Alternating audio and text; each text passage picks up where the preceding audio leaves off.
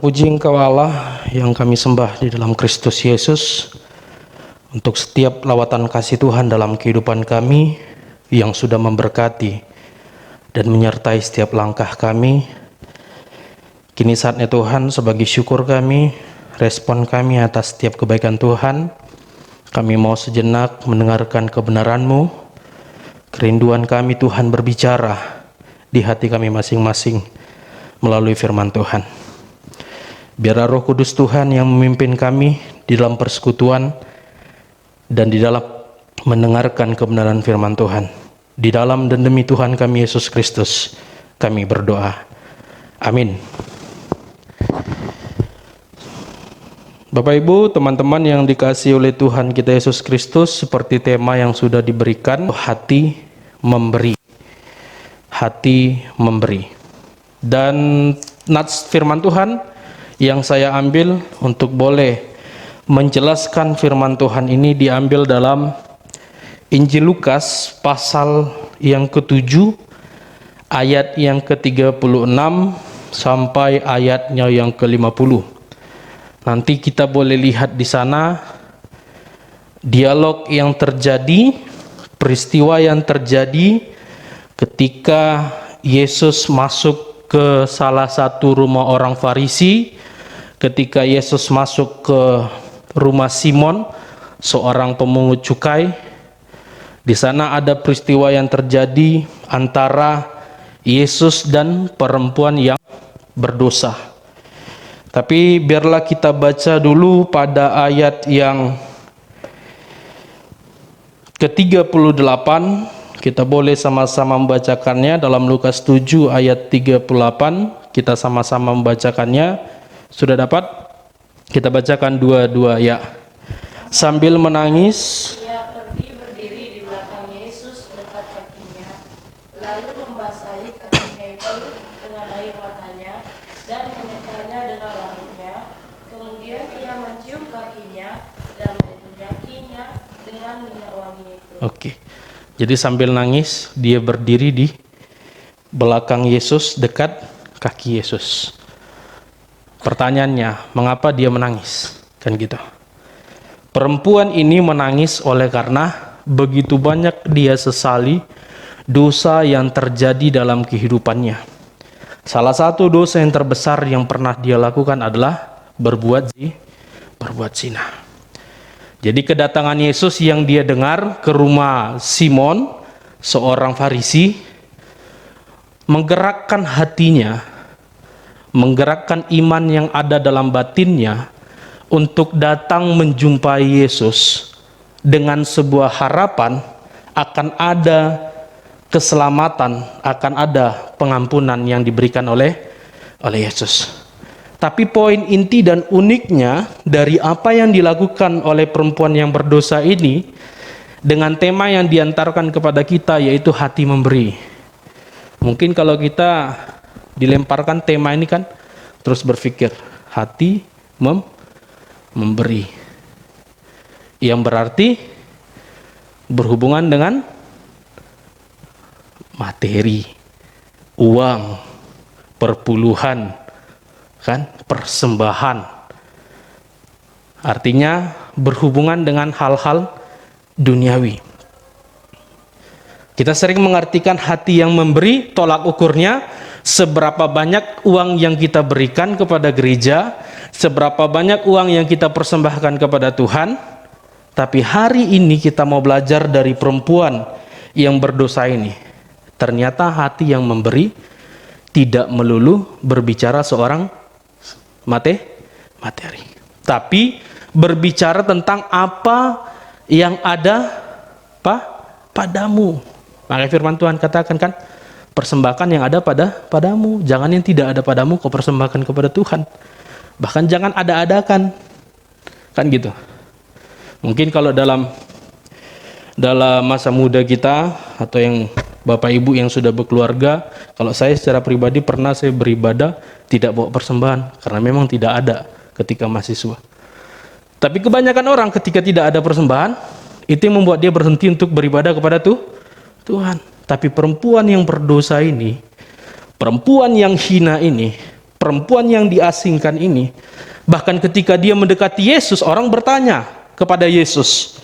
Saya mau undang satu orang boleh membacakan ayat yang ke-39. Boleh pakai mic, bantu saya. Ayat yang ke-39. Ada dialog antara orang-orang sekitar di situ terhadap Yesus secara tidak langsung, oleh karena perlakuan Yesus menyambut, menerima perempuan yang berdosa ini. Boleh kita baca ayat 39, silakan. Ketika orang Farisi yang mengundang Yesus melihat hal itu, ia berkata dalam hatinya, "Jikalau ini nabi, tentu ia tahu siapakah dan orang apakah perempuan yang menjamahnya ini. Tentu ia tahu bahwa perempuan itu adalah seorang berdosa." Orang di sekitar hampir meragukan siapa Yesus dengan mempertanyakan, jika dia nabi pasti dia tahu siapa ini. Sementara bukan itu yang harus mereka pertanyakan dalam hati dan batin mereka. Tapi itu muncul oleh karena iblis bekerja, menjadikan mereka menimbulkan sebuah argumentasi, pertanyaan, jikalau Yesus ini benar nabi, dia tahu bahwa siapa perempuan yang berdosa ini, siapa perempuan yang sedang berada di bawah kaki Yesus, memberikan minyak wangi kepada kaki Yesus dan menyeka, yang artinya dia menggunakan rambutnya untuk menggosok kaki Yesus. Dan dengan begitu debu-debu yang ada di kaki Yesus pasti nempel di rambutnya. Tapi Yesus membantah kan? Kita boleh baca nanti di rumah, Yesus membantah itu, terkhusus kepada Simon.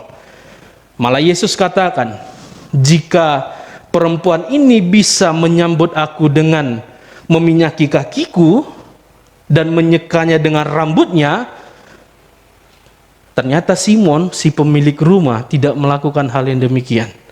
Itu kan dikatakan Yesus pada ayat yang ke-40. Kata ayat yang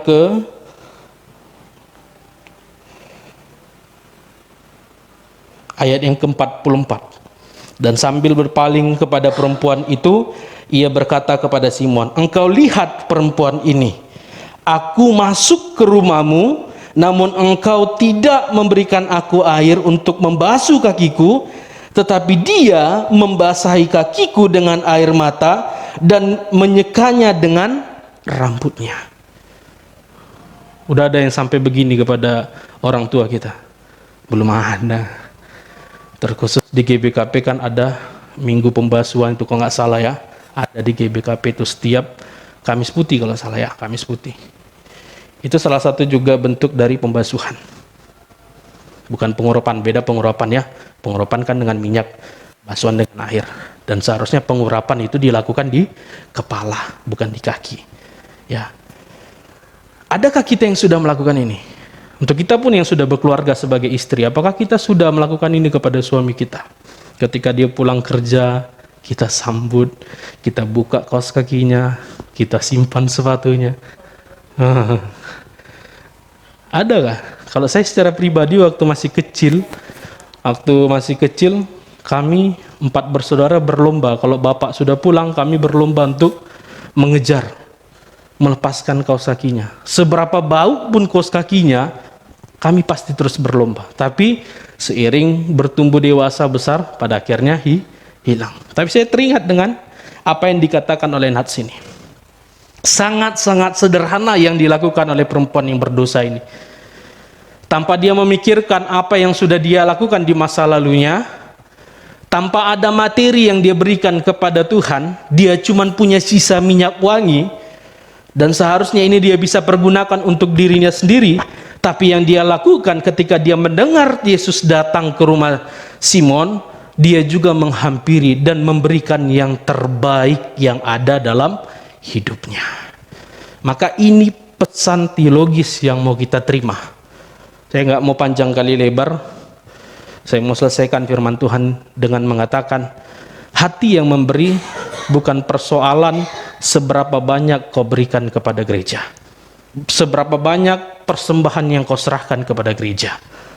Hati yang memberi tidak pernah berpikir, jikalau sesuatu sudah kau persembahkan ke tengah-tengah gereja, lalu kau berpikir, kemana nanti akan dipergunakan majelis ini? Entah untuk pendeta aja ini semua, apakah untuk para pertua atau sintua atau penatua gereja itu aja memakan ini, lalu kami jemaat diporoti segala macam, kan gitu. Tapi hati yang memberi tidak memikirkan apa yang sudah dia berikan, tapi dia memikirkan satu hal. Dia hanya berpikir, jikalau Tuhan mengizinkan saya untuk masih boleh memberi, saya yakin saya adalah berkat. Kita adalah orang-orang yang sudah diberkati dan harus menjadi berkat, ya. Banyak kan yang sudah kita terima dalam hidup kita, ya. Saya nggak mau bicara materi, nafas kehidupan sampai hari ini, wajahmu masih berseri, tersenyum sampai hari ini, engkau masih bisa melihat matahari sampai hari ini, engkau masih bisa melihat orang-orang yang kau kasih sampai hari ini. Itu pemberian daripada Tuhan. Lalu apa pemberianmu untuk Tuhan kembali? Simple dan sederhana. Tuhan hanya minta hatimu kau berikan kepada Dia, baik itu dalam persekutuan, baik itu dalam peribadahan. Jangan pikirkan dosamu seperti perempuan yang berdosa ini. Dia tidak memikirkan apa kesalahan yang ada dalam hidupnya. Ketika dia tidak memikirkan itu semua, dia hanya memfokuskan dirinya kepada Tuhan dengan menyerahkan hatinya sepenuhnya. Lalu apa kata Yesus pada ayat yang ke-48 dan 50? Lalu ia berkata kepada perempuan itu, dosamu telah diampuni. Dan Yesus katakan, tetapi Yesus berkata kepada perempuan itu, imanmu telah menyelamatkan engkau. Pergilah dengan, mau menerima keselamatan, mau dosamu diampuni. Kuncinya satu, kasih hatimu sepenuhnya hanya untuk Tuhan. Amin.